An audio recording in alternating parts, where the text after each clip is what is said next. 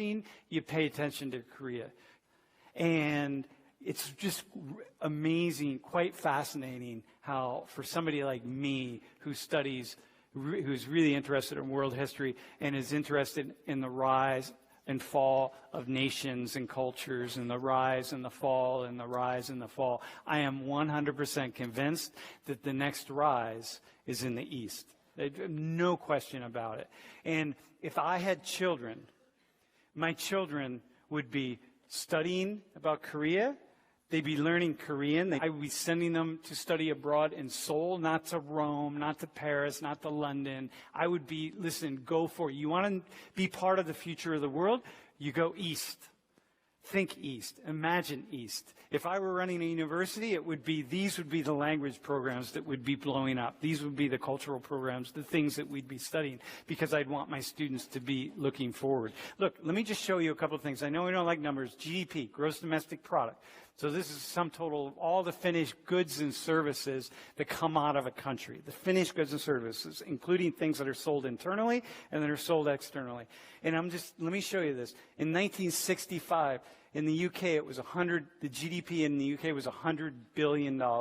In South Korea, it was $3.1 billion. South Korea was a poor country. Like poor. The GDP in Ghana in 1965 was higher. The GDP in Algeria in 1965 was higher than in South Korea. The GDP in Malaysia, in countries all over the world that I could list them out and you would say, wow, those are really poor countries, were higher than in South Korea. In 2019, the GDP in the UK is 2.8 trillion, and in South Korea, it's actually about 1.6 trillion. South Korea blew up.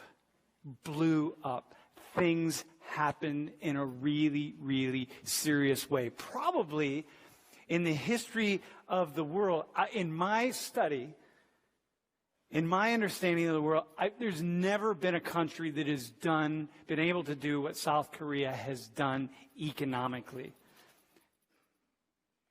Never has happened. And if you want to it's just like thinking about where the future is. You don't go backwards. If I said, hey, we want to think about the future of energy. And here's what we need to do. We need to reopen a bunch of coal mines in the United States. You'd be thinking, man, you're like looking backwards. In fact, you're looking so backwards, you're looking inside of a closet somewhere. And what are you talking about, coal mines? That's not the future of energy in the world. And you want to know what the future of technology and commerce and moving forward, you start looking in this direction. Utterly fascinating. Dude, I have nothing in particular. There's nothing about Korea or anything that I feel like somehow connected to. I'm an American. I'm just a person that's looking at this stuff. So here, let me show you one thing. So the Koreas, how many of you have heard of this word? Whoa, okay. So you're going to get something today. So the Koreans did something really, really fascinating. First off, just in terms of commerce, right? You know Samsung, right? So that's a Korean company, LG, Korean company. I mean, we can go Hyundai. I mean, there are all sorts of car technology companies. So it's all Korean. In 40 to 45 years, 50 years, that has happened. Okay? But the Koreans also had some other idea. And they said, look, we can try to compete in the world economically. But, we got to go up against some countries that are way further advanced than we are. And we're going to take a risk if we put all of our eggs in that basket. And we can do that. It'll be really interesting, and we'll probably go much further than we would if we didn't do anything. But it's still a bit of a risk. But there's one area of the world where we could exert our power in ways that nobody's necessarily looking, and it's a wide open space. So the automobile industry is really dominated by a small group of people. The Americans, the Europeans, the Japanese, by the time you get to the 1970s and so on. The electronics industry, okay, we can start busting into that a little bit, but there are all these other clothing industries, all sorts of. But the one industry that we could bust into is the cultural industry. And so I had this idea. This is a Chinese word, and it means literally Korean wave. And what the Koreans said was, you know what we could do? We could put our energy into culture, selling culture and getting other people to consume culture, including consume our culture. And we'll focus on television, we'll focus on music, we'll focus on movies, we'll focus on any number of things that we can, where we can put our energy, and we'll sell it to the world. And that's wide open because people are going to consume the kinds of things that are really interesting to them.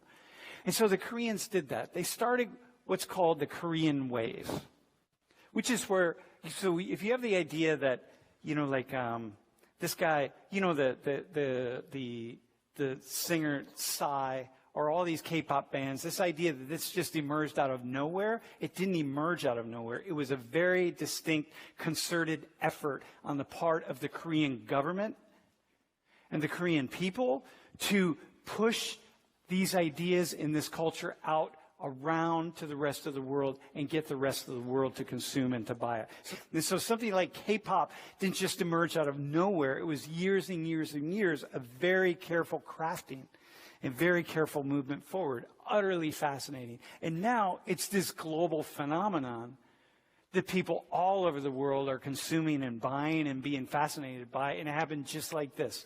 3 years ago, I came into this class and I said, hey, how many of you know BTS? And like 10 hands went up in the air. And then last year, I said, hey, how many of you have heard of BTS? And almost the entire class raised their hand. And that's how quickly this stuff happens. So there's this movement in pop, in Korean pop, of male features. This dude's cool. Men, right? Men in here, right? This dude is a dude that Korean women find really sexy and handsome. Got it? Here's a dude. And so look at him. Look at what he's got. Makeup. So we got makeup. We have dyed hair. We have soft features. And you got the abs.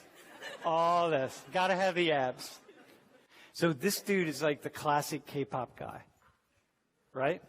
And if you look at all these K-pop stars and one after another, you know, you see these photos and you see the guys are all the same and they're handsome.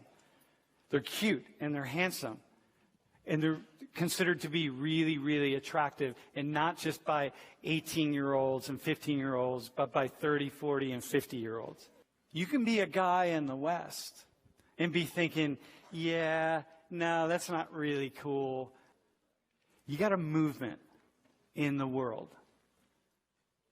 called K-pop, driven by a culture that is unlike any culture we've ever seen in the world, where the essence and the style. 제가 생각하는 한국인은 이 홍익 철학에 있습니다. 이 홍익 철학은 한 나라만을 위한 게 아니라 전 세계 평화를 아울 수 있는 그런 세상에서 어디 내놔도 부끄럽지 않은 자랑스러운 가장 훌륭한 철학입니다. 한국인답게 우리는 홍익인간입니다. 제가 생각하는 한국인은 사랑이 넘치는 사람입니다. 제가 생각하는 한국인이 한국인다운 것은 우리에게는 풍요가 있는 문화민족이라는 것을 자랑스럽게 생각합니다. 큐! 한국인은 위기가 닥치면 항상 뭉칩니다.